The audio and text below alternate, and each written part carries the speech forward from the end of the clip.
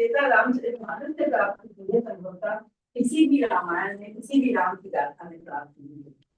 इसको चाहे इतिहास, साहित्य, भक्ति, आध्यात्म, भूगोल, किसी भी दृष्टि से देखें, पर्यावरण, हर दृष्टि से इसमें जाने को प्रस्तुतता प्राप्त हुई।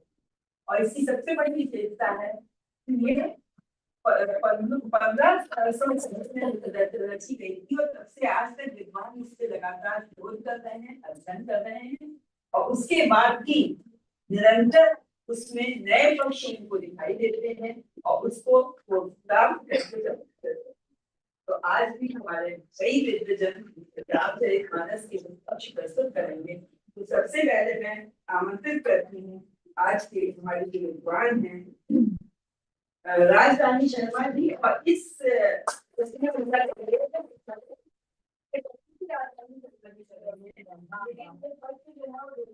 तैयार किया है और इसका विषय है मानस के प्रतिनायक दशानन का मनोविज्ञान विश्लेषण, आध्यात्म रामायण और वाल्मीकि रामायण का तुलनात्मक परिवेश। ये इतना महत्वपूर्ण विषय है, देखते हैं कि इसको किस तरह से राजधानी माइक नहीं है क्या? माइक कोई बात नहीं, आवाज सुनाई दे रही है? माइक नहीं है, सुनाई दे रही सभी ग्राहकों का और इस IRC आर्ट करने का अवसर देने के लिए प्रणाम। जैसे कि आप सबको विदित है, मेरा विषय है मानस के प्रतिनायक दशानन का मनोवैज्ञानिक विश्लेषण, वाल्मीकि रामायण और आध्यात्म रामायण के तात्पर्य। हम लोग सदा एक बात याद रखते हैं, वाल्मीकि रामायण में हमारे डॉक्टर सुभाष शर्मा जी भी हैं।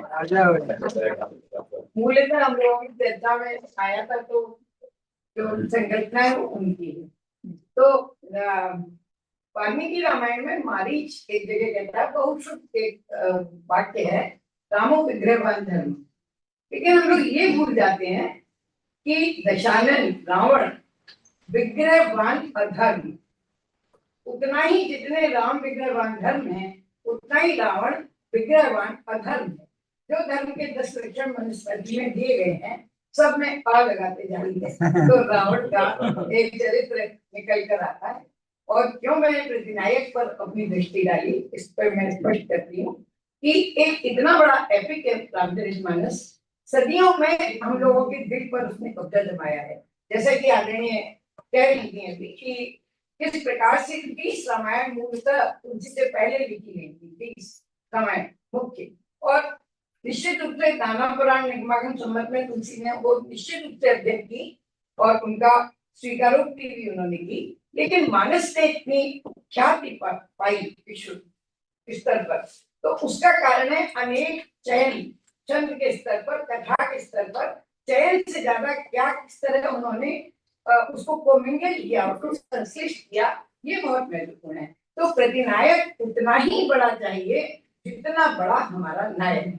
महाकाव्य का जो एनलाइटनमेंट है वो तभी होता है कि नायक के परिप्रेक्ष्य में प्रतिनायक, जैसे राम का मैं उल्लेख करना चाहती हूँ। जैसे वो भारद्वाज जी के आश्रम में जाते हैं भरत, तो मुनि कहते हैं कि मुनि सोच पाहुन बड़ नेवता, तस पूजा चाहिए जस देवता। जैसा देवता वैसी पूजा। राम जितने बड़े देवता हैं, यानी राम जितने बड़े राम का विग्रह है, उतना ही उनका प्रतिनायक महत्वपूर्ण होना चाहिए, क्योंकि राम धीरोदात्त नायक है। और राम के धीरोदात्त स्वरूप को, धीरोद्धत और स्वरूप को, दोनों ही स्वरूपों को जो उजागर करता है वो प्रतिनायक करता है। तो तुलसी ने रावण का ऐसा चरित्र हमारे सामने लाया जो अन्य महाकाव्यों की तुलना में हमें अधिक मनोवैज्ञानिक और संतुलित मिलता है। क्या विशेष मैंने जो अपनी दृष्टि से या आदरणीय स्वामी की दृष्टि से हम लोगों ने ये तय करके यहाँ पर प्रस्तुत किया, तो इसलिए प्रतिनायक बहुत विशेष है। मानस में तो राम के जन्म से पहले तुलसी रावण के जन्म की गाथा कहते, ये विशेष बात है। ये हर चीज का उद्देश्य है। वो कहते हैं 10 से 20 दंडा, राम रावण नाम वीर बलवंडा, यहाँ से वो उसकी स्थापना करते हैं। और रावण के जन्म की पहले, क्योंकि राम जन्म के कारणों में रावण के जन्म की कथा। एक ये बात। दूसरी बात यह है कि सबको पता है कि परित्राणाय साधुनाम भगवान ने ये अवतार दिया, इसलिए भी रावण के जन्म की कथा है। मैं रावण के चरित्र को अलग प्रकार से व्याख्यायित करना चाहती हूँ। रावण अपनी प्रिया मंदोदरी से एक बार कहता है, मंदोदरी बहुत भयभीत है, 4-5 बार रावण को समझाती है, तो वो एक बार कहता है, सुनते प्रिया तथा बेमाना जग योद्धा को मोहि समाना। मुझे उसकी ये स्टाइल बहुत ही अच्छी लगी।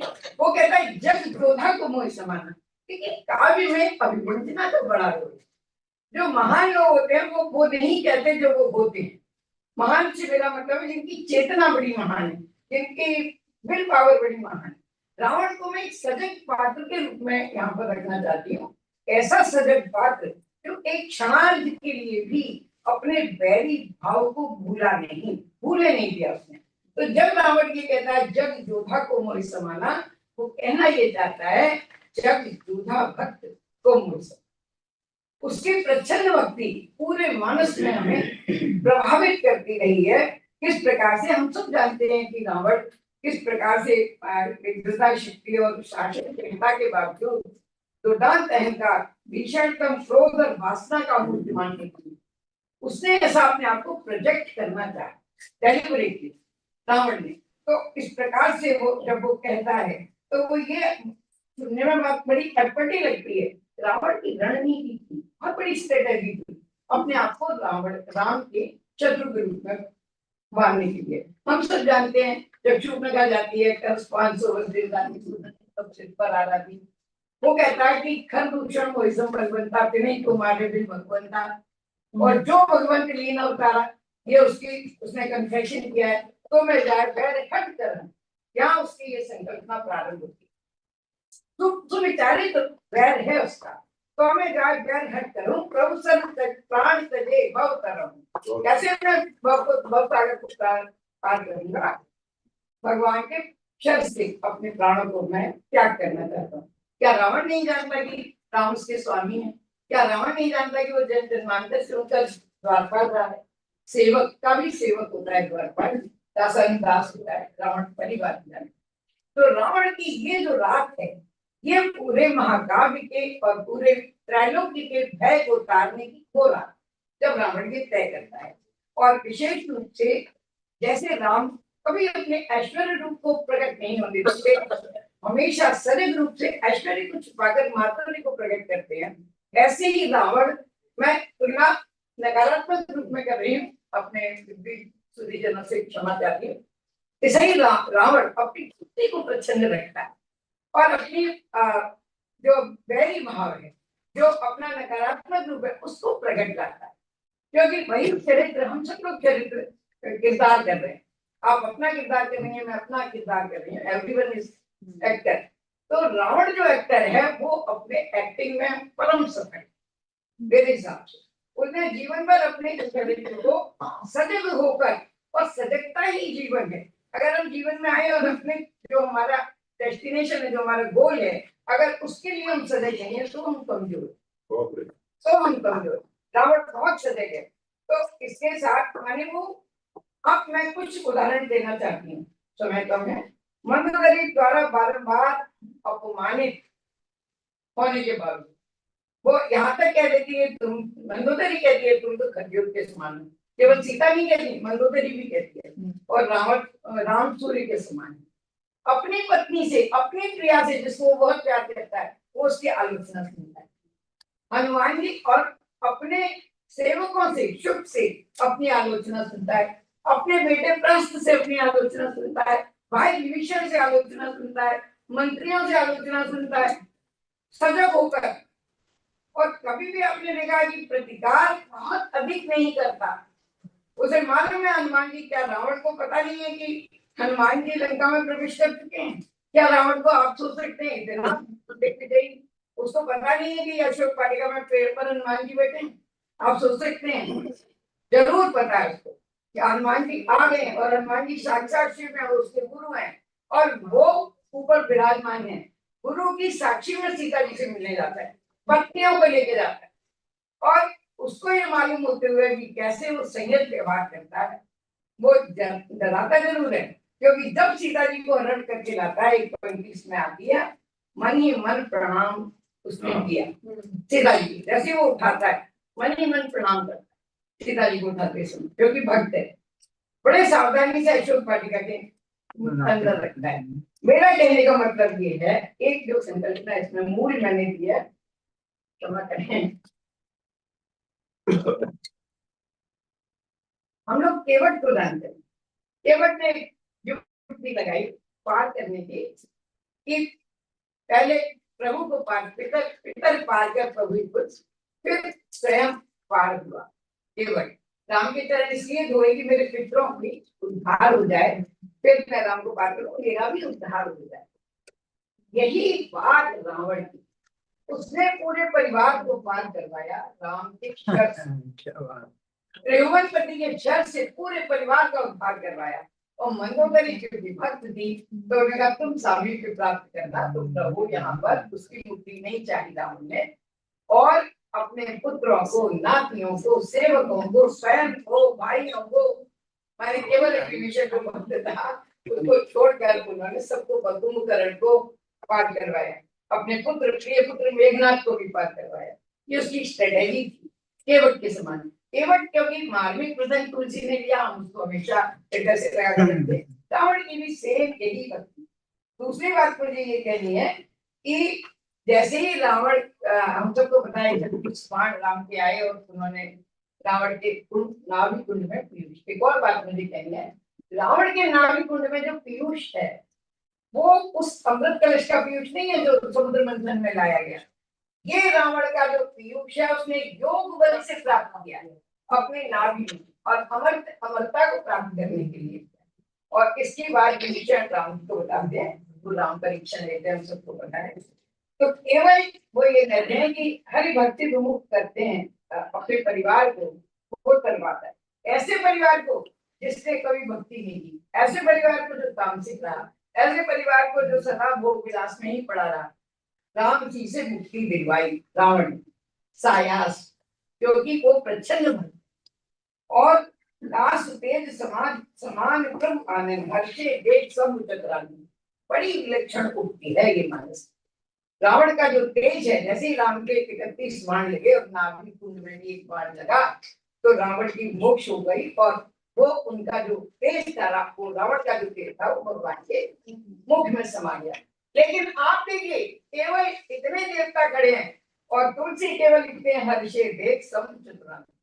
शंभु ने उनको बता दिया था, ब्रह्मा जी ने बता दिया, बड़े घबरा रहे थे पूरे युद्ध में कि हमने तो बता दे दिया, भगवान के काम में अड़ंगा लगा दिया, अब कैसे होगा। मैं बिल्कुल अनौपचारिक भाषा में करेंगे, इसलिए शंभु प्रसन्न हुए और चतुरानन प्रसन्न हुए कि भैया हमारे सब बिगाड़ देने के बावजूद भी प्रभु ने नहीं जला था, और रावण के तेज को, रावण को अपने में समा लिया। इतनी बड़ी बात, उनकी भक्ति भी रह गई, वरदान की लाज भी रह गई, और रावण का मोक्ष भी हो गया। ये बहुत बड़ी इसमें बात।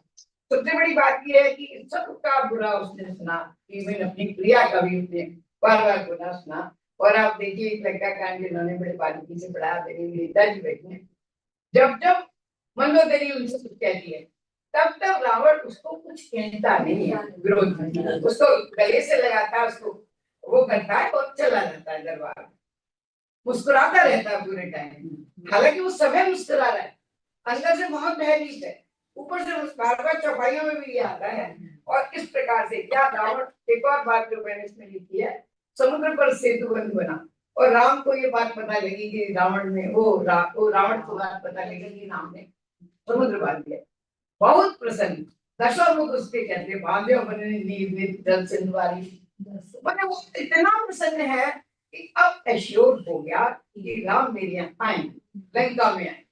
ये देखिए, हमें लगता है कि उनके दसों मुख से ये बात निकली, लेकिन वो बहुत प्रसन्न हो गया, आश्वस्त हो गया, अब तो प्रभु पधारे। और प्रभु के मंदिर सब लोग जाते हैं, भगवान किस किस के घर आते हैं, रावण के घर में, रावण के राज्य में गए, तो उसकी प्रचंड भक्ति काम कर रहे, प्रसन्न होकर कहता है, दशों सिर उसके बोल पड़े हैं आघात में, उद्वेग में, उद्वेग। तो ये वो है। और जब शुभ कहता है, मिला जाए जो अनुज तुम्हारा, जाते ही राम तेरा कहते ही सारा जो अंदर, तो बड़ा खुश होता है रावण अंदर ये लगता है। वो कहता है पक्का हो गया कि मैं मरूंगा और विभीषण को राज्य मिलेगा।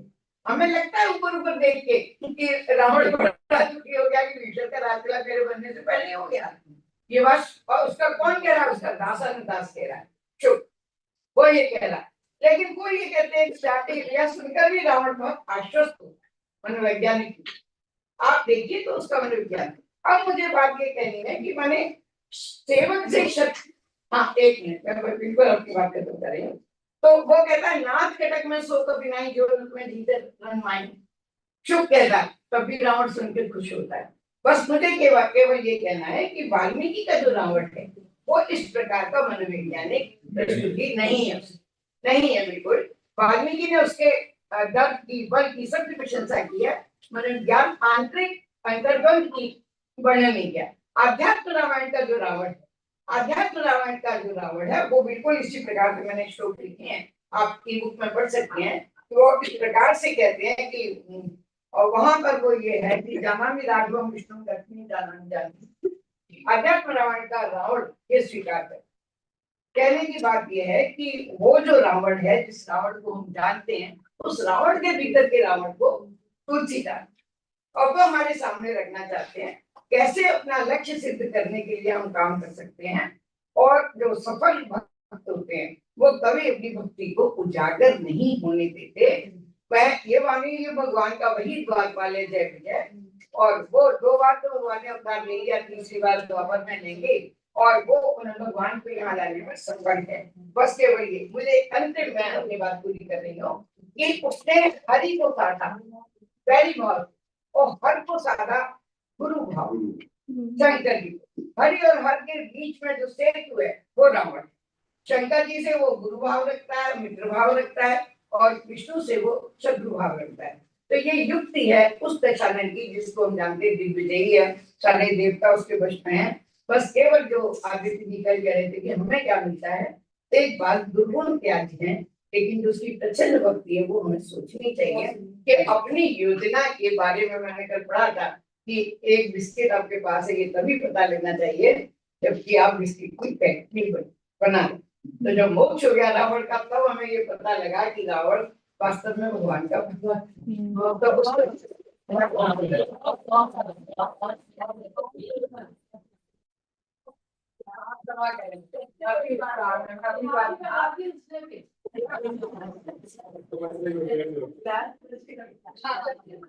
बात ये है कि आपने रावण का वो पक्ष हम लोग के सामने रखा जो हम लोगों को दया नहीं मारा है, हम लोग उसका डर को लेकिन ये जो नवीन पक्ष आपने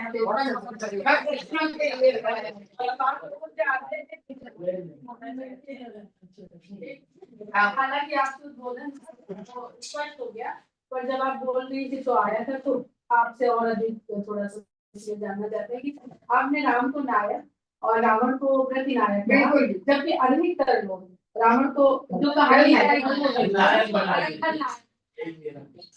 और प्रतिनायक बिल्कुल एक होता है हीरो और एंटी हीरो जिसको हम कहते हैं। खलनायक को जानबूझकर कहते हैं कि वो उसमें खलता है, दुष्टता है। प्रतिनायक वो होता है जो नायक के विरोध में बिल्कुल, मैंने कहा ना वो विग्रहवान धर्म है, ये विग्रहवान अधर्म है। आप देख लीजिए, एक उदाहरण देती हूँ मैं ईशु में जो जो गुण है उनका जो बीच है उसमें वही अवगुण। जब हम कॉन्ट्रेरी कंट्रास्ट सामने नहीं रखेंगे, जब काला नहीं रखेंगे तो सफेद की सफेदी उजागर नहीं, तमस को नहीं रखेंगे तो सत्य को उजागर नहीं होगा। तुलसी इतने संग्रह त्याग ना बिन पहचान। तुलसी पहले खल वंदना करते, लेकिन तुलसी ने भी खलना है कभी रावण को नहीं कहा। और रावण ने बहुत सारी बातें जो मैं कहने से रही, रावण ने कभी रावण को अपशब्द नहीं कहा, सदैव आपस आपस। और एक प्रश्न भी हम ये कह रहे थे, जब रावण को ने अपनी नाभि में अमृत को रखा और भाई अमृता पाने के लिए तो उसने रखा था, फिर वो क्यों मुक्ति चाहता? वो तो उसकी योग सिद्धि थी, लेकिन अमर ही होना तो उसका मतलब होता नहीं है। वो तो अहंकार का वो तो प्रतिरूप है। मैंने कहा ना वो अपने जो जो कैरेक्टर मैंने चुना है, मान लीजिए मैंने निगेटिव कैरेक्टर चुना है स्टेज पर, तो वही व्यक्ति सफल है जो निगेटिव पे पार लगा जाए। अगर जो स्टेज पे रावण बनाए हैं मान लीजिए उससे हमें सहानुभूति होने लगे तो वो अपने चरित्र में फिर कभी रावण ने कहीं भी अपने चरित्र से सहानुभूति नहीं होने दी। मुझे तो बड़ा आश्चर्य लगता है जब वो अपने शुभ से सुनता है अपने। हाँ आप दीदी एक प्रश्न है मेरा। कंवन रामायण में ये लिखा हुआ है कि राम ये कहते हैं कि भगवान मुझे अगर शत्रुदेव वो भी इतना खानदानी आई मीन मतलब इतने उच्च विचारों वाला होना चाहिए। जो कंवन रामायण में ये लिखा है कि राम जिस समय वो विजय यज्ञ करते हैं समुद्र उसमें रामेश्वरम जहाँ पे स्थापित है तो उसमें रावण भी आता है। रावण को जामवंत लेके आते हैं उसकी तो ये जो चीज है इस चीज को हम कितना और एलोब्रेट कर सकते हैं कि रावण वास्तव में बहुत ऊंची सोच वाला खानदानी किस्म का आदमी था। उसने कहीं चरित्र प्रसन्नता हालांकि वो दिखाया हो लेकिन फिर भी सीता उनके कब्जे में 13 महीने रही रावण के, है ना। लेकिन कहीं भी इस तरीके का उसकी इच्छा के विरुद्ध इसके समीप जाना ऐसा कुछ भी नहीं हुआ। और दूसरा सीता का जब मैं श्रीलंका गई तो वहां पे हमें ये भी मालूम पड़ा कि सीता ने ये जब विमान उतरा था तो उसमें से सीता जी ने कहा मैं मंदोदरी के महल में आपके महल में नहीं उतरूंगी, मेरे पति वनवासी है, मैं मेरे को वन में ही रहना है क्योंकि उनका वनवास कंटिन्यू। तो ये सब सही है? नहीं मैं आपको एक बात बताऊं। तुलसी ने मैंने लिखा है 30 रामायण में मैंने भी प्रस्तुत किया लिखी थी रामायण तुलसी मानस से पहले। तुलसी की जो सौंदर्य है महाकाव्य का वो इतना सफल हुआ सारी रामायणों के प्रभाव को दूमित कर दिया केवल इसलिए कि तुलसी ने क्या लिखा उससे ज्यादा महत्वपूर्ण है तुलसी ने क्या नहीं लिखा। जी तुलसी ने क्या क्या छोड़ा उन्हें भी लिखा और आप लोगों से अनुरोध है कि केवल एक पंक्ति में प्रश्न पूछें और प्रश्न पूछें उसके पीछे के संदर्भ खुद ना बताएं। बिल्कुल मैं बिल्कुल तैयार हूँ। बहुत बधाई आपको। क्या लिखा उससे ज्यादा महत्वपूर्ण है तुलसी ने क्या क्या नहीं लिखा।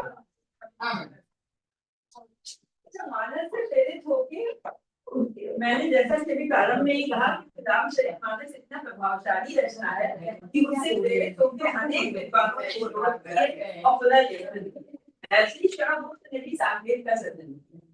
तो रामायण और साकेत को लेकर आज हमारे समक्ष आदरणीय राम द्विवेदी जी उपस्थित हैं और इसका महात्मा करना चाहिए तो हम लोग के सामने कौन सा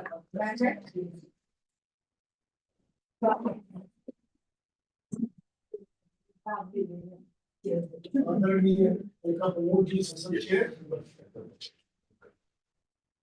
ओम जी तो नहीं है श्याम जी आपको प्रणाम है भगवान के प्रति आपको प्रणाम करते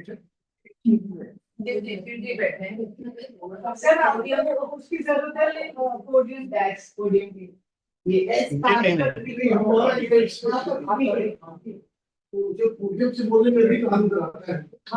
मैं कोशिश नहीं सकते कम उसमें आप लोग ऊपर ही आइए दिखाई नहीं देंगे पीछे। नहीं तो वो बोल प्रेजेंटेशन है ठीक है मॉर्निंग में शुरू होने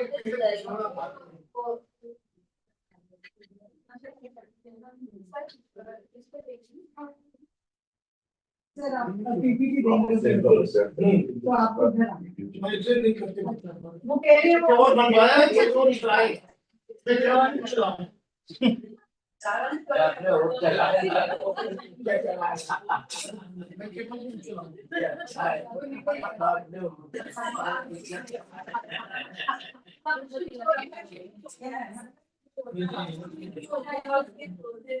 तो चलिए प्रारंभ करते हैं।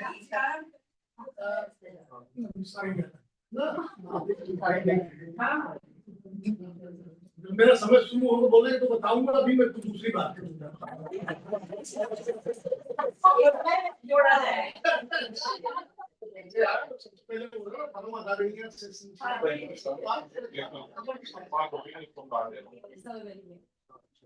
मैं गोस्वामी तुलसीदास जी राजापुर में बांदा जिले में पैदा हुए और मेरा जो जन्म स्थान है वो रीवा जिले का है। हमारे गांव से केवल 100 किलोमीटर की दूरी में है। तो गोस्वामी जी से हमारा दूसरा और भी संबंध है कि वो भी शरीर पर ज्योत्सना तो दिखता है कौन सुन रहा है गोस्वामी तुलसीदास जी भी मेरा नाता ऐसा कि वो शरीर भारी ब्राह्मण हुए थे मन हुए। तो हम उनके परिवार से आते हैं, तो हम जो कहेंगे तो जैसा भी कहेंगे तो मानिएगा कि तुलसीदास जी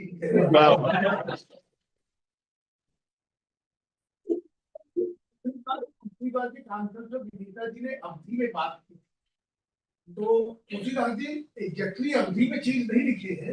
अवधि की जो उपबोली है बघेली, वो चूंकि राजापुर गांव के थे, जौने भाषा में बोलत रहे, जौने भाषा में वो लिखी, वो भाषा में हम थोड़ा 2-3 लाइन अपना भाषा से बात करें। स्वामी जी के भाषा में लिखी बहुत सारे शब्द ऐसा था कि जो मैंने हम लोग सोची थी कि एक रिप्लेसमेंट ढूंढ ली तो नहीं मिला। वो जैसे खाड़े, खड़े को खाटे लिखते ऐसे बहुत सारे शब्द है। तो अवधि में तो बताया जो कहें ना कि अवधि को बोली बनती है, वो लिखती है। हमारे गांव से 100 किलोमीटर दूर होते उनके हर बात 5 किलोमीटर से जो हमारे गांव को परंपरा है तो कुछ नहीं पाए। और साकेत मैथिली सरगुप्त राजरानी जी के पड़ोस के हैं, बुंदेलखंड के हैं। उर्मिला जी कहाँ है, चली गई क्या? उर्मिला के पास के। तो हमने सोचा कि रामचरित मानस और साकेत के बारे में साकेत हम पढ़े भी है और हम साहित्य के विद्यार्थी न हुए बहुत पढ़े नहीं कहिए हमके। हम सोचे कि यही बहाने पढ़े की मिल जाएगी, ऐसे हम यह विषय चुने कि रामचरित मानस और साकेत दोनों का अंतर। तो हम उसी के बारे में बात करेंगे। आप लोगों ने बात को सुने, ओके खातिर बहुत बहुत धन्यवाद। चलिए शुरू करिए।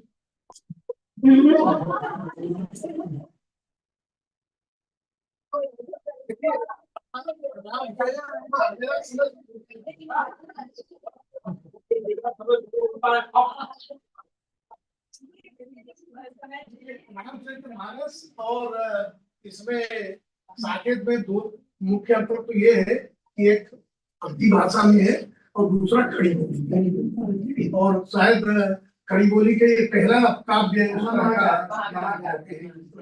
मुझे थोड़ा ये राजरानी जी बैठी है, इसका मुझे मेरे ऊपर प्रेशर है। ये जो पढ़ाई में साकेत तक को वैसा होगा तो आप एडजस्ट करिए। दोनों में जो प्रमुख अंतर है तो खड़ी बोली का है, दूसरा रचना काल का। वो 16वीं शताब्दी में लिखा और ये 20वीं शताब्दी में लिखा गया। और जब गोस्वामी तुलसीदास जी ने जब लिखा तो अपने देश की जो हमने अलग अलग किया है, पढ़ाओ भाई क्या बात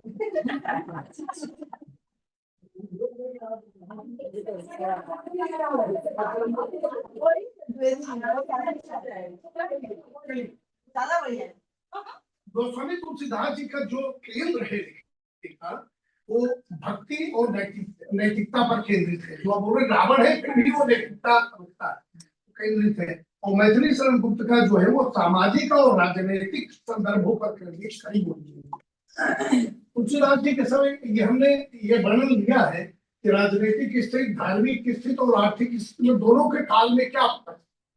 तो गोस्वामी जी के काल में मुगलों का शासन था। धार्मिक स्थिति में शैवों वैष्णव में बड़ा झगड़ा था, बहुत सारे संप्रदाय चल रहे थे। आर्थिक स्थिति बहुत ही शासक वर्ग आकर के मारपीट करके लूटपाट करके किसानों से ले जाया करते थे। मैथिली सरगुप्त जी के टाइम पे अंग्रेजों का शासन था और उस समय अंग्रेजों की क्रूरता जो थी बहुत चरम पे थी।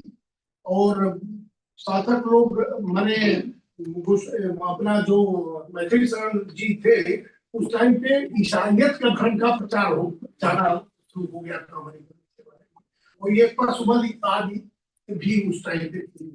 और विदेशी शासन उसके टाइम पर जो आर्थिक स्थिति थी, विदेशी शासन था, वो हमारे देश से माल को लूट के दूसरी तरफ ले जा रहे थे। और मुगल भले लूटते थे पर किला उला इधर उधर बनाया करते थे। तो मानस में लिखते तुलसीदास जी, नृप पाप परायण धर्म नहीं करिदंड विडंब प्रजालित ही कली बार ही बार दुपाल परे बिनु मन दुखी सब लोग माने। ये उनके टाइम की स्थिति।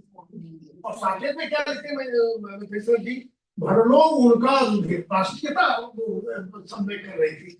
भरलो उनका रुधिर करो अखरों का अर्पण, माथ जटायु समान जनों को कर दो अर्पण। ये नहीं चलेगा, ठीक है, तो उसको बंद कर दिया स्वामी की लाइन। ये लगी रहा। फिर जब हमने इसको 4 भाग में लिया है कि रामचरितमानस और साकेत में क्या समानता है, और रामचरितमानस और साकेत में क्या विषमता है, और ऐसे कौन से प्रसंग हैं जो साकेत में है पर मानस में नहीं है, और ऐसे कौन से प्रसंग हैं जो मानस में है और साकेत में। हमने 4 बिंदुओं में किया है जिससे उस समय के अनुकूल हम पूरा कर सके। देखिए मंगलाचरण में शुरुआत करते हैं गोस्वामी जी, और उसमें गणेश और सरस्वती जी वंदना करते हैं। जैसे आप कहते हैं वर्णानाम फिर बंदो वाणी विनायक, लेकिन साकेत में नदी ढंग से वंदना करते हैं। मैं कृष्ण जी कहते हैं जय कुमार अभियोग गिरा जमौली सकल गिरी बोध भरे मोदक धरे हैं, सब विनोद मुझे सूर से उठाते हैं, और उठाकर मुझे देने को दिखाते हैं, देते नहीं कंदूक सा उछालते हैं।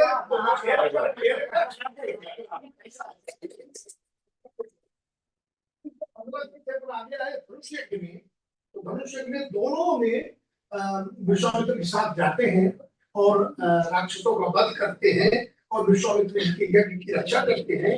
जनकपुरी में भी जो वर्णन आता है स्वयंवर के टाइम पे, दोनों में वर्णन है कि धनुष नहीं उठा पाते। तो जैसे उसमें आता है ना मानस की भूप सहस्र 12 लगे उठावन करे नठारा, उसको लिखे साकेत में सिर मार मरे नहीं हटा, सिर मार मरे नहीं हटा, ना रही नाक पिनाक रहा डटा। राजा जनक जो व्याकुलता है राजा जनक की, वो दोनों में है।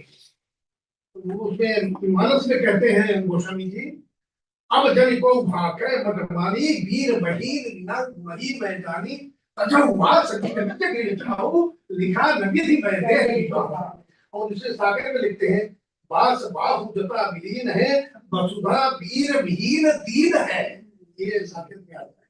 फिर जब धनुष भंग होता है, उसमें भी धनुष तोड़ने का वर्णन दोनों के लेट चढ़ाव कंचन गाढ़े काउन लका देख खाड़े तेक्षण मध्य राम भक्त तोरा भरे भुवन तुम घोर कठोर है मानस में। और इसमें सागर में कैसा लिखते हैं, कुछ गारों मंत्र सा किया, प्रभु ने जा उसको उठा लिया, रस का परिपाक हो गया, चढ़ता चाप चढ़ाव हो गया। भाषा मंथरा के प्रसंग दोनों में खाना, दोनों में क्या है, दोनों में कई मंथरा के ऊपर रोष दिखाती है। क्या करते हैं, उन्हीं अस्को नाराज होती है, उन्हीं अस्कबहु कहीं से घर कोरी तब धरी जीव कढ़ावो तोरी, प्राण ते अधिक राम प्रिय पूरे तिनके तिलक छोड़ कस्तूर। साकेत में कहते हैं बच्चे में क्यों कहती है तू बाम, ऐसी बड़ी क्यों होती, बच्चे ने क्यों कहती है तू बाम, नहीं क्या बेटा मेरा राम,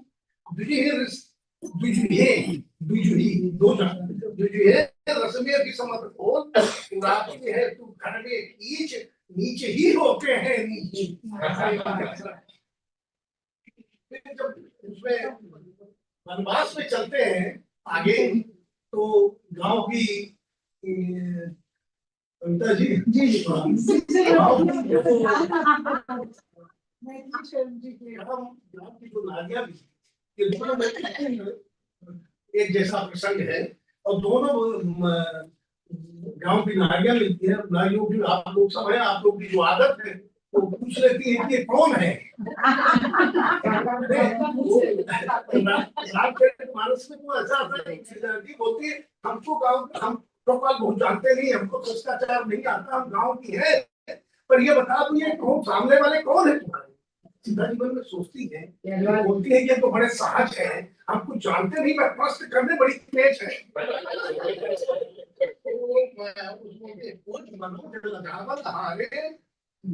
मनोज लगावन हरे सुबह की कहा उनको आठ तुम्हारे कौन है। उसमें बल्कि शब्दावली में है रावरो सावरो सो कौन है। और साकेत में आता है सुबह तुम्हारे उभय श्रेष्ठ है, सुबह तुम्हारे कौन उभय श्रेष्ठ, दोनों में कौन श्रेष्ठ है। सीता जी दोनों में मर्यादा का ध्यान में रख के उत्तर देती है। सहज स्वभाव सुभगतन गोरे नाम लखन लघु देवर, ये मेरे देवर है। तो लोग देवर है तो उनकी भौजी भौजाई बोलते हैं हमारे, वो दूसरा जी भौजाई सब। अब देखिए जो कई बार मैनेजमेंट के जो लोग हैं, कम्युनिकेशन जो संवाद होता है, एक संवाद ऐसा होता है डायलॉग विदाउट माने कम्युनिकेशन विदाउट डायलॉग, बिना कुछ बोले बोलते हैं। यानी सही में भी लिखा है आंखों आंखों से बातें हो जाती हैं। अरे वो इज्जत नीचत के ऐसा करते हैं। तो अब यहाँ पे भी सीखा कि 5 स्टेप है कम्युनिकेशन। बहुरी बदन विधु अंचल ढांकी, बहुरी बदन विधु अंचल, पहले अंचल ढांकी नंबर 1, बहुरी बदन नंबर 1, अंचल ढांकी 2। तो ये तन अच्छी है उनकी तरफ देखी कैसे ये सीधे सीधे नहीं देखते और करी बात है ऑप्शन करेगा।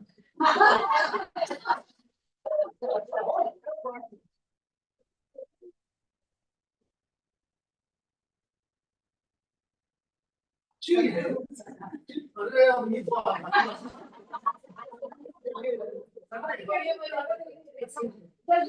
बहुत बदल चंद्रा का मानिए।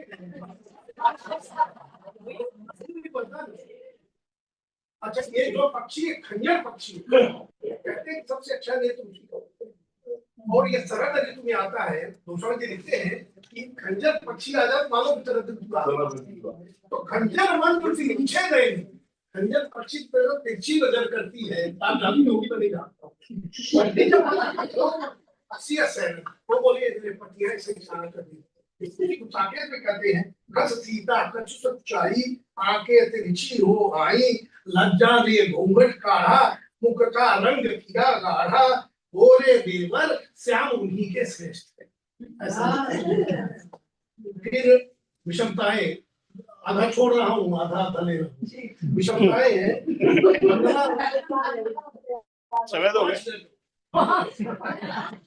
समय हो गया।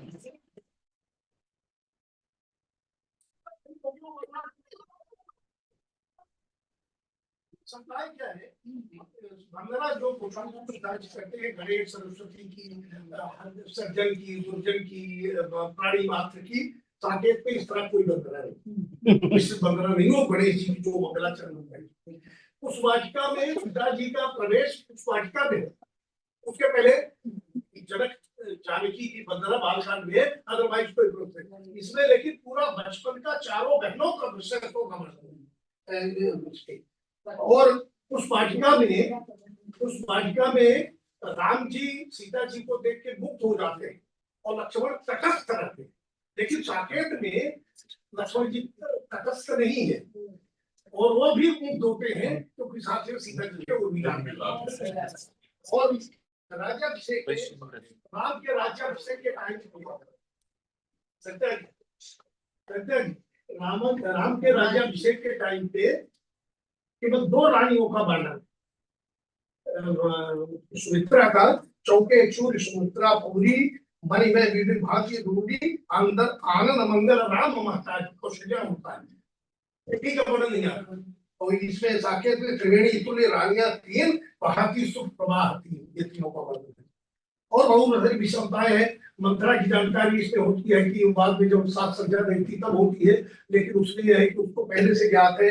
कौशल्या संगीता लेने अकेले राम जाते हैं, वहां पर लक्ष्मण भी जाते हैं वन मार्ग में। हाँ ये बड़ा अंतर है तुलसीदास जी के उसमें वन मार्ग में आगे आगे राम चलते हैं तो पीछे लक्ष्मण और बीच में सीता, लेकिन साकेत में उल्टा है और कहते हैं दूसरे रामायणों में भी लक्ष्मण जी आगे चलते हैं, रामायण जी बताएंगे लक्ष्मण जी आगे चलते हैं तो क्या कोई यदि आक्रमण की संभावना हो ऐसा हो तो इसमें देखिए विरोध क्या कहते हैं तो सीता जी कहती है वन में अग्रज अनुग छोटा ब्रज में वन में अग्रज अनुज अनुज है गणी, सीता ने हंसकर कहा न कोई हो प्रणि, लेकिन मजाक करती है भागी फिर गई न कहीं तुम, आई न कहीं तू, मध्य भाग की मध्य भाग में ही रही।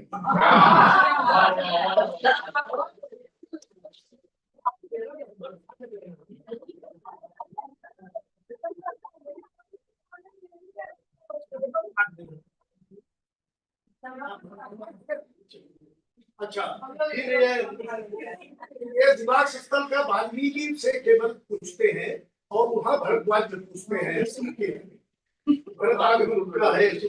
फिर अच्छे प्रसंग जो साकेत में है वो रिपोर्ट और मानस में, रिपोर्ट में गलत चीज नहीं, अब वो तो खेल करते हैं ना।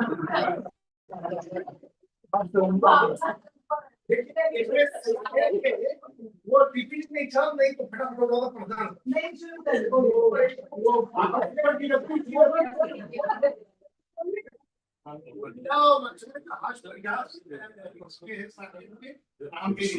राज्याभिषेक का भी वर्णन में भी अंतर है।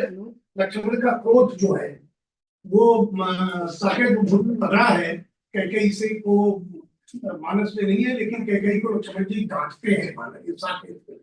और उसमें साकेत कैकेयी भी बोलती कि भरत नहीं है, नहीं मैं बताती तुमको, भरत नहीं है लेकिन बताती, तो फिर बोलते हैं खड़ी है माँ बनी जो नागिनी अनाज्ञा की जनी भागिनी, अभी विसदंत इसके तोड़ दूंगा नरों को, तुम तभी मैं शांत होऊंगा। और राम को लगता है कि मर्यादा का उल्लंघन कर रहे हैं, तो भी राम उससे कहते हैं कहा प्रभु ने बस चुप रहो तुम, कहा प्रभु ने बस चुप रहो तुम, और उनको दबा के क्यों कहते हो अहो तुम। तो इस तरह से उर्मिला का बड़ा प्रबोध है इसमें। उर्मिला कहती है कि मैं मन में काफी इसका वर्णन है।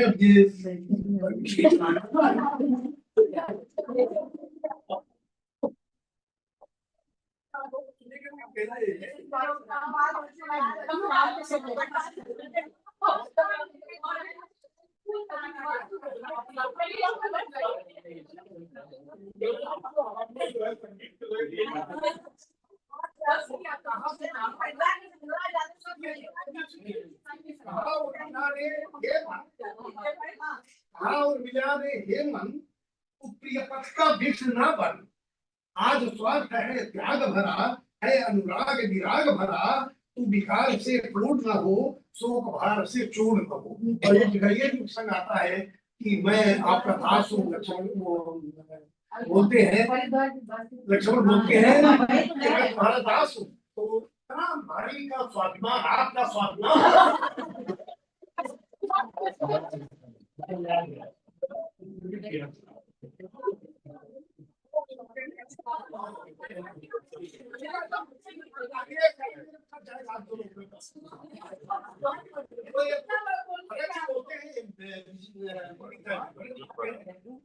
मुझे देवी ही रहे, मेरे दास मत बनो, मैं जो हूँ मुझे वही रहे, ऐसा वो उसके है। अब मैं उसको नहीं कहूँगा। तो मांडवी का संवाद भी आता है। मांडवी को कहीं भी तुलसीदास जी ने विवाह के टाइम पे जो चारों का नाम दिया गया है, फिर कहीं मांडवी जाती है तो भरत ध्यान मग्न रहते हैं। इस पे बहुत अच्छा लिखा है कि वो जाती है तो उनको मांडवी को देख उनका ध्यान हटता है, बताती है तो बोले मैं भोजन लेके आई हूँ, वहां पर सब है। ये प्रसंग इसमें साकेत थे। और मानस में और बहुत सारे ऐसे प्रसंग हैं जो साकेत नहीं, वो भी इसमें है, पर चूंकि सेवा भाव की कमी है इसलिए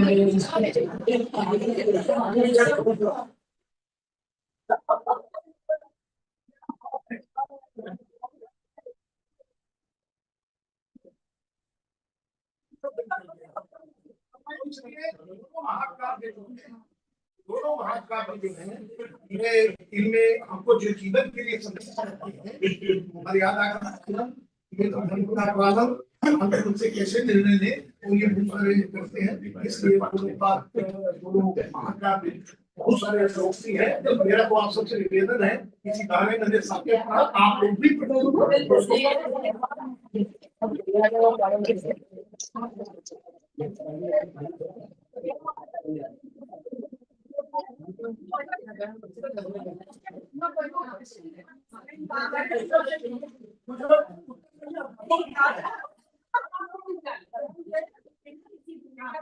जी को बुलाना है, समय की कमी है। और उनका विषय है रामचरितमानस में अग्नि का प्रभाव।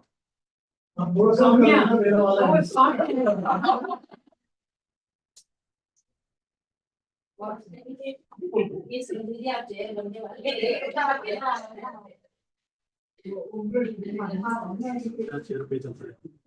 आप सभी को प्रणाम करती हूँ। जय सिया राम। मैं ये आशा करती हूँ आपका समय मैं तो पूरा नहीं कर पाऊंगी।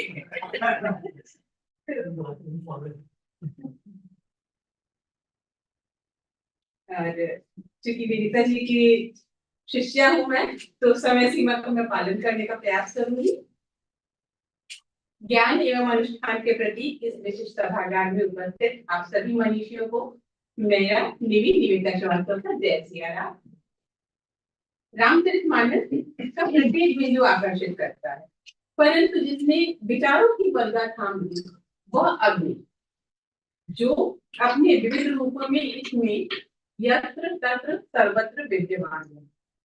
आइए मनन करते हैं इसके इन्हीं विविध रूपों पर। अग्नि, आग, पावर, अनंत किसी भी नाम से संबोधित करें, यह जितनी पावर होती है उतनी ही दाहक भी होती है। यह अपनी विकट भूखी ज्वाला में सबको अग्नि करती है, परंतु यही अग्नि जब रामचरितमानस के विविध प्रसंगों में उपस्थित होती है तब शीतल और पावन होने के साथ ही संदेश करती है। कहा भी गया है कि जैसा स्वभाव वैसा भाव। मानस की प्रकृति में उसके स्वभाव में ही उसको अपनाने वाले को विकार रहित करना है, इसलिए इसके विविध रूपों में भी अपनी उपस्थिति दिखाती छवि सिर्फ प्रकृतिगत विकारों को ही जलाकर सब कुछ पाप करती। सामान्यतया अग्नि दो प्रकार की होती है। पहली, जो स्थूल आंखों से बहुत से लोगों को एक साथ दिखाई देती है। दूसरी, वह जो दिखाई तो नहीं देती है परंतु अनुभव की जाती है। वह है अंतर्मन की अग्नि, जो मन की दुर्बलता को दूर कर देती है। रामचरितमानस में इन दोनों प्रकार की अग्नि दिखाई देती है, परंतु इसके साथ ही कहीं कहीं दोनों प्रकार की अग्नि एक साथ ही तीसरे रूप में भी दिखाई दे जाती है, जिसको कह सकते हैं कि दृश्य में होने के साथ ही अंतर्मन में भी अपनी तीव्र दाहकता की अनुभूति देती है। ऐसा ही प्रसंग तब आता है जब राक्षसों के अत्याचार से त्रस्त हुए सुतीक्ष्ण मुनिका राम की प्रतीक्षा करते हुए निराश होकर अग्नि प्रवेश करने का तुलसीदास जी ने वर्णन किया। असुरों द्वारा नित्य कृति यज्ञादि में व्यवधान उपस्थित करने, प्रताड़ित करने से शुद्ध हुए सुतीक्ष्ण मुनि राम की प्रतीक्षा कर रहे, परंतु उनके आने में हो रहे विलंब से दुखी होकर आत्मदाह के लिए बनी चिता में प्रवेश कर जाते हैं। स्वनिर्मित चिता में जलते हुए सुतीक्ष्ण मुनि राम के अंतर्मन के अग्नि को अलग ही तीव्रता से कब्जा करते हैं। इस प्रकार दोनों प्रकार की अग्नि का एक और प्रसंग आता है। हनुमान जी द्वारा लंका की भीषण दहन। लंका का यह अग्निकांड हनुमान जी, जिनको सीता जी ने अपना पुत्र माना, कि आक्रोश की अग्नि प्रतीक थी। सामर्थ्यवान पुत्र अपनी मां के अपहृता रावण की नगरी लंका को जलाकर उनके अपमान का प्रतिशोध लेते हुए चेतावनी से देता कि आतताई अपनी परिधि में रहे और माता सीता को ससम्मान वापस राम तक पहुंचा। उनके ऐसा नहीं करने पर राम के आने पर उनकी विजयश्री की मार्ग में आने वाली संभावित बाधाओं को नेस्तनाबूद करने का प्रयास भी था यह अग्निकांड, जिसमें लंका के आयुध भंडार के साथ ही वहां के निवासियों का आत्मबल भी नष्ट हो गया।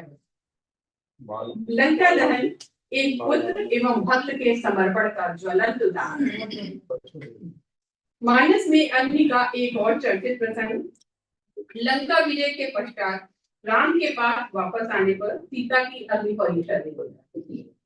यद्यपि यह प्रसंग इस प्रसंग से संबंधित कई कथाएं भी, परंतु यदि साधारण मनुष्य के समान समझे तब भी यही लगता है कि राम राज्य की आधारशिला यही पड़ गई इस अग्नि परीक्षा के साथ। यहाँ स्पष्ट परिलक्षित होता है कि नियमों के समक्ष राजा हो या प्रजा सब समान, तथापि आध्यात्मिक दृष्टि से देखा जाए तब यह प्रसंग इंगित करता है कि अग्निदेव को सीता जी की छाया को अर्पित कर शक्ति के मूल पावन तत्व असली वैदेही को वापस लाने का है। मुझको इसका एक अर्थ और भी ज्यादा मोहक लगता है, जो दिखाता है कि सबसे नाजुक समझी जाने वाली स्त्री के प्रतीक के रूप में पूरे वनवास काल में सबसे अधिक मुश्किलों का सामना सीता जी ने ही किया, और इसका सामना करने में सहायक बना उनका आत्मबल, जिसने अशोक वाटिका में एक नन्हे से तिनके को कवच सरीखा बना दिया था। एक तरह से सीता जी ने आम जन में यह विश्वास भरने की प्रेरणा दी कि कोई कितना भी असहाय क्यों न लग रहा हो, यदि वह आत्मबल को साधे रहे तब विकटतम दुष्कर परिस्थितियों का भी सामना कर सकता है। साथ ही यह भी बताता है कि यदि विश्वास प्रबल हो तो सबसे दुर्बल और उपेक्षित जीव अथवा वस्तु भी उसका तिनके के समान सशक्त सहारा बन सकता है। यद्यपि इस विषय में एक कहावत भी है, जिसको दृष्टि की झांकी की आदि भी कह सकते हैं। विवाह के पश्चात जब सीता जी ने अपनी पहली रसोई में मिष्ठान्न परोसते समय एक घास के तिनके के उड़कर राजा दशरथ की थाली में आते हुए देखा, तब उसको उन्होंने अपनी क्रोधित एकाग्र दृष्टि से भूलकर राख कर दिया। यह देखकर दशरथ जी ने सीता जी से वचन दिया था कि वो अपनी इस शक्ति का उपयोग कभी भी नहीं करेंगे। लंका में उन्होंने इसी वचन के कारण अपनी इस शक्ति का उपयोग रावण पर न करके केवल मर्यादा बनाए रखने के लिए ही तिनके का सहारा लिया। क्या घटना माता सीता की आंतरिक शक्ति का प्रतीक है, जिसे उन्होंने मर्यादावश रावण पर प्रयोग नहीं किया। दिखाई देने वाली अग्नि का तीसरा प्रसंग है कामदेव के जलने के समय। कामदेव प्रतीक है इच्छाओं के, जाजरमान कामनाओं के। अन्य देवताओं की इच्छा पूरी करने के लिए वो शंकर भगवान की तपस्या भंग करने की कामना लेकर गए, परंतु भोलेनाथ के तीसरे नेत्र की खुलती ही स्वयं ही भस्म हो गए। यह प्रसंग इंगित करता है कि ईश के पास सिर्फ उनको पाने की और स्वयं को उनके प्रति समर्पित करने की कामना लेकर जाना चाहिए, न कि उनको अपनी इच्छा अनुसार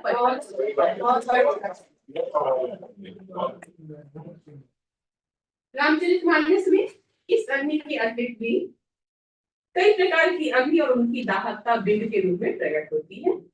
मन की अग्नि के रूप में प्रकट नहीं होते हुए भी, या कह लीजिए कि दिखाई नहीं देते हुए भी अनेक स्थानों पर उपस्थित रहती है। इस श्रेणी में सबसे पहले ध्यान आकर्षित करता है केकई के मन का दावानल, जो स्वयं के अस्तित्व को कलंक की अग्नि में आहुति देकर राम को मर्यादा पुरुषोत्तम बनाने की इच्छा शक्ति की अग्नि से है।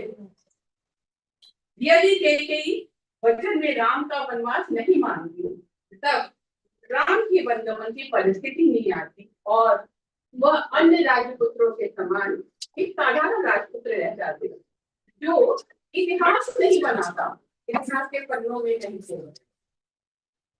इस प्रकार की अपनी दृष्टि में कभी आती है जब वह कर्तव्य एवं सामाजिकता की भावना नहीं, तो विश्वामित्र के अनुरोध पर यद्यपि रक्षा के लिए उनके साथ राम और लक्ष्मण को भेजने को दशरथ को व्यवस्था की है। अपनी जीवितम दाहकता के साथ नौकरी पर लक्ष्य थे, जब दशरथ केकई को दिए गए वचनों को पूरा कर अपने तृतीयांश लाभ को 14 वर्ष के वनवास पर जाते हुए देखते हैं और उनके अपने कुल की परिपाटी प्राण जाए पर वचन न जाए की परंपरा का पालन करने की विवशता की चिंता से प्रज्वलित क्रोधाग्नि उनके अपने ही प्राणों की आहुति ले ली। दोबारा भी राम के रूप में एक सामाजिक चेतना की अग्नि प्रज्वलित हुई, जिसमें अयोध्या के राजमहल से निकलकर लंका तक के नामालूम से कंकर को भी अन्याय के विरुद्ध प्रतिरोध करता पत्थर बना दिया और सामान्य वनवासी एवं पशु पक्षी भी दिव्यात्माओं के सम्मुख चट्टान बनने को तत्पर। पारिवारिक सद्भाव एवं रिश्तों के सामंजस्य की पावन अग्नि की गुनगुनी गर्माहट दे जाती। जब राम के वनगमन पर चाहे वो ऋषि के मांगे हो, यदि की सुरक्षा के लिए वन जाना हो अथवा कैकेयी के वचनों के परिणाम स्वरूप वनगमन। हर बार लक्ष्मण राम का अनुकरण करते हैं। इस श्रृंखला में भरत भी कहीं पीछे नहीं।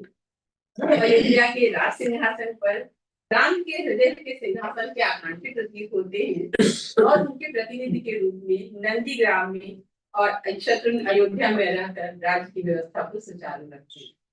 इस कड़ी में क्रोध और शर्मिंदगी की अग्नि भी प्रकट होती। जो राम के वनवास के कारण के रूप में भरत स्वयं को पाकर अपनी मां कैकेयी को दोषी मानते हुए उनके द्वारा त्याग एक अग्नि और है अहंकार की अग्नि। अहंकार की अग्नि के प्रतीक रूप में रावण का चरित्र आता है। स्वयं को सर्वश्रेष्ठ मानने का उसका अहंकार उसके पूरे कुल का नाश करवा देता है। इस कार्य में सहयोगी बनती है रावण द्वारा अपने पति विद्युजिन के वध का बदला लेने की लालसा की शूर्पणखा के हृदय में जलती प्रतिशोध की है। वैसे एक सत्य यह भी है कि शूर्पणखा के हृदय में सिर्फ रावण के प्रति प्रतिशोध की ही नहीं, अपितु सीता एवं राम के परस्पर प्रेम एवं समर्पण से जगी ईर्ष्या की अग्नि भी सुलग रही। राम के सौम्य रूप आकर्षक रूप पर मोहित होकर उसने राम के प्रति प्रेम निमंत्रण दिया था, जिसको राम द्वारा नकारे जाने और लक्ष्मण द्वारा उसकी कर्ण नासिका भंग किए जाने का कारण सीता को मानकर अनदेखी ईर्ष्या की आत्मदाही अग्नि की लपटों के द्वारा उसका हृदय सुलग उठा। जगत जननी सीता के रूप में प्रकट हुई माया की शक्ति के साक्षी बनी, पावन हवन की संध्या की प्रकट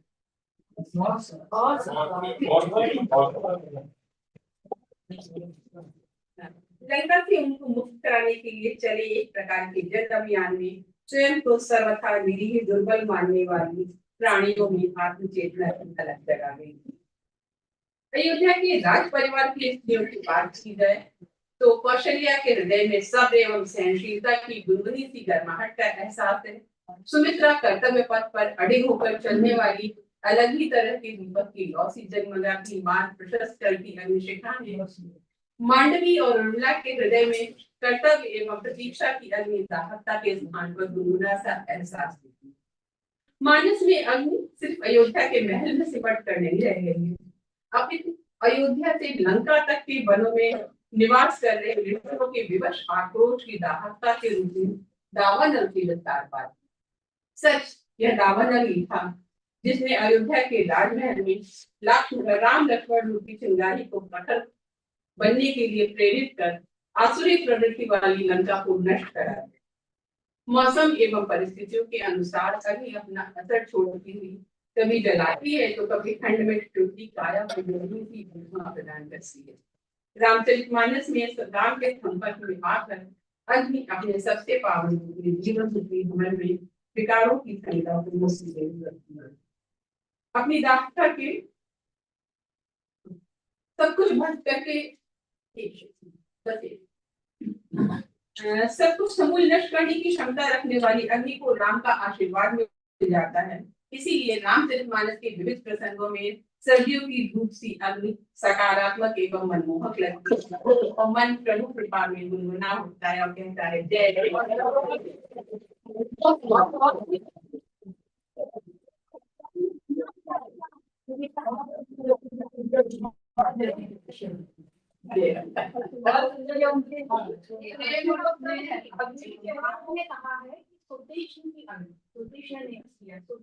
किया और शर्मा ने किया है। जो आपने फर्स्ट रेफरेंस दिया ना अग्नि का सुतीक्ष्ण का नहीं और किसी को कोई प्रश्न भेजना हो हाँ मिलते हैं। विवेका जी ने बहुत अच्छा प्रस्तुत किया। अग्नि जो है वो ब्रह्मांड के 5 तत्वों में से एक है जो ऊर्जा का प्रतीक है और वो विकार का प्रतीक भी है, नाश का प्रतीक भी है, लेकिन साथ में ज्ञान और शुद्धिकरण का प्रतीक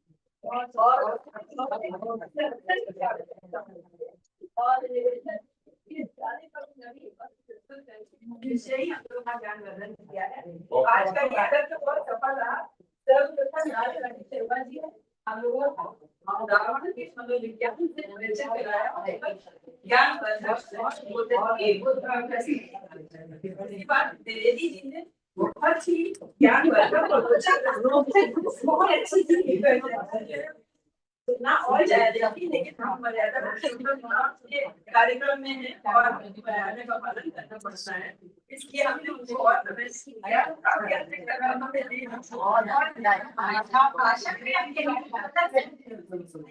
और उसका ध्यान तो अग्नि के ऊपर एक नवीन पक्ष उसका जो शोध किया अग्नि को लेकर रामायण में बहुत ही अच्छे था। आप तीनों को बहुत बहुत